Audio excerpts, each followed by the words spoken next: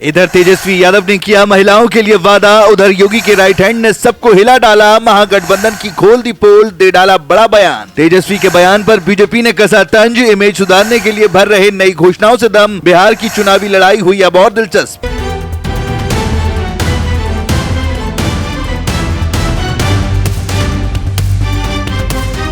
तेजस्वी का वादा, योगी के राइट हैंड ने हिला डाला। जी हाँ, बिहार का चुनाव अब और दिलचस्प हो गया है।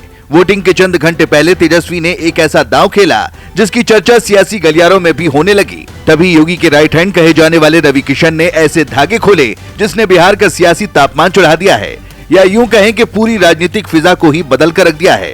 ये हैरानी की बात नहीं, सच है, क्योंकि तेजस्वी ने कहा कि अगर महागठबंधन की सरकार बनी तो मकर संक्रांति यानी 14 जनवरी के दिन महिलाओं के खाते में पूरे 30,000 रुपए डाल दिए जाएंगे। तेजस्वी ने इसे माई बहन मान योजना का नाम दिया और कहा कि ये स्कीम बिहार की हर महिला को आत्मनिर्भर बनाएगी, जिस पर अब बीजेपी सांसद रवि किशन ने बड़ा तंज कसा है। देखिए, जैसे पता चलता है कि बहुत बुरी हार की तरफ जा रहा है महागठबंधन, तो ये सारी योजनाएं रोज इम्प्रूव होती जाएंगी।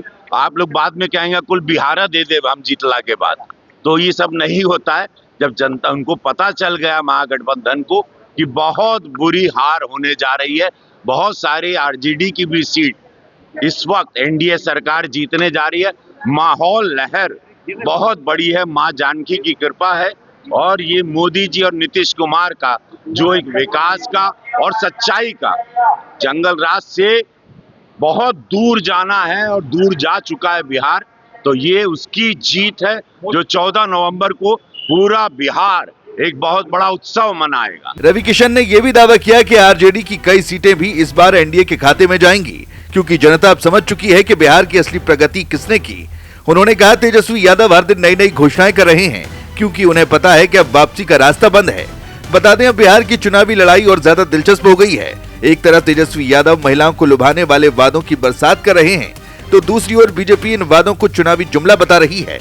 जनता के बीच अब इस दांव की चर्चा हो रही है। जो हम लोगों ने मां बहन मान योजना जो हम लोगों ने पहले भी घोषणा की थी, उसको लेकर के जितनी बिहार की माताएं बहनें हैं वो सब लोग उत्साहित हैं। और